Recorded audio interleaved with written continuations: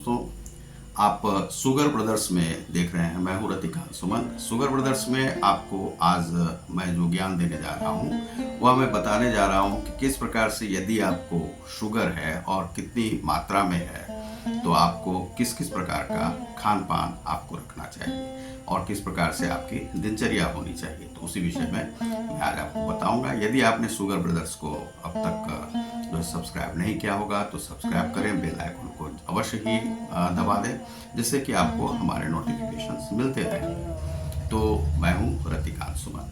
तो इसमें आपको जो है शुगर यदि आपको है तो किस अवस्था में हुई है। सबसे पहले मान लीजिए कि आपको यदि बचपन से है तो उसका रूटीन कुछ अलग होता है। यदि मान लीजिए कि 20 के बाद की अवस्था में है, यानी कि 20 ईयर्स के बाद आपको यदि हुआ है तो उसमें आप शुगर का जो है लेवल आप देख लें कि किस प्रकार से है। यदि आपको मान लीजिए कि 200 से ऊपर खाना खाने से पहले यदि आपको फास्टिंग में यदि 200 से ऊपर रहता है या मान लीजिए कि 160 से ऊपर रहता है तो आप जो है सो अपना लेवल देखें कि खाना खाने के बाद कितना है, पीपी के बाद कितना है।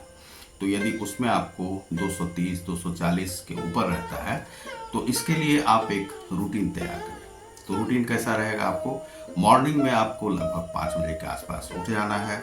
उठने के बाद जो आपको टहलना चाहिए उस समय में तो लगभग आपको 2.5 किलोमीटर के आसपास चलना चाहिए। और यदि आपकी अवस्था 30 से 40 के बीच में है तो 2.5 किलोमीटर जरूर चलें। यदि आपकी अवस्था जो है 50 से ऊपर 60-70 के आसपास है तो आप इसमें 1.5 किलोमीटर ही चलें, क्योंकि उतना ही आप चल सकते हैं, क्योंकि एनर्जी लेवल जो है तो कम हो जाता है।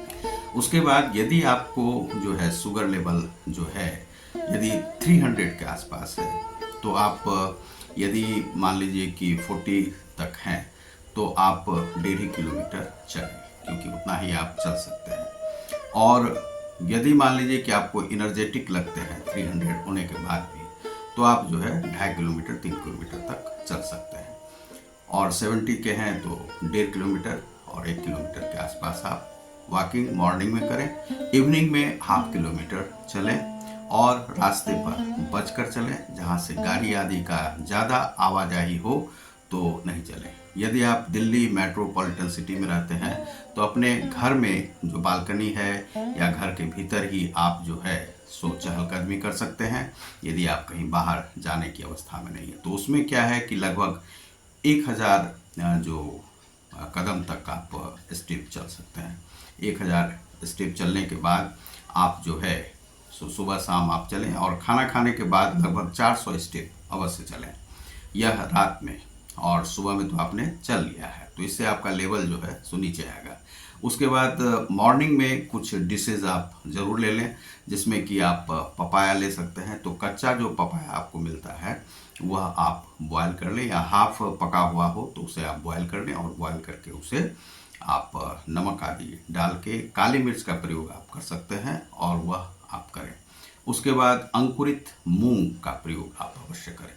अंकुरित मूंग जो है वह आप प्रयोग करें, अंकुरित मूंग, और उसे लगभग 50 से 100 ग्राम के आसपास में आप खा सकते हैं। दूसरा है एक प्रयोग और है जिसमें कि आप जैसे मान लीजिए कि मेथी जो है लगभग 10 ग्राम के आसपास, उसे रात में भिगो दें, अंकुरित हो जाएगा। अंकुरित होने के बाद उसे खा सकते हैं। गेहूं को भी अंकुरित करके आप 50 ग्राम की मात्रा में मूंग में मिक्स कर लें और उसमें टमाटर वगैरह सब मिला के आप खा सकते हैं। सुबह में आपने पपाया खा लिया, मूंग अंकुरित खा लिया, और उसके बाद यदि 10 आदि बज रहा है तो एक सेब और एकदम पानी मिला हुआ 1/2 कप दूध आप पी सकते हैं। और उसके बाद आपका जो दवाई है वह आप अवश्य लें। दोपहर का जो भोजन है उसमें आप लगभग 3 से 4 रोटी खाएं। यदि आपको चावल भी खाने की इच्छा है तो बस इतनी मात्रा में 1/2 कटोरी जो है सो चावल लें और उसे खाएं। मसूर की दाल या मूंग की दाल का आप अधिक सेवन करें। सब्जी में ग्रीन सब्जी जो है बॉयल हो, बहुत मसालेदार सब्जी नहीं हो, उसका आप प्रयोग करें। उसके बाद दोपहर में भी जो है आप इसी प्रकार से 3-4 रोटी खा सकते हैं। और उसके बाद रात्रि का भोजन और कुछ शाम में जो है सो हल्का ब्रेड वगैरह आप खा सकते हैं, 4 मात्रा में खा सकते हैं।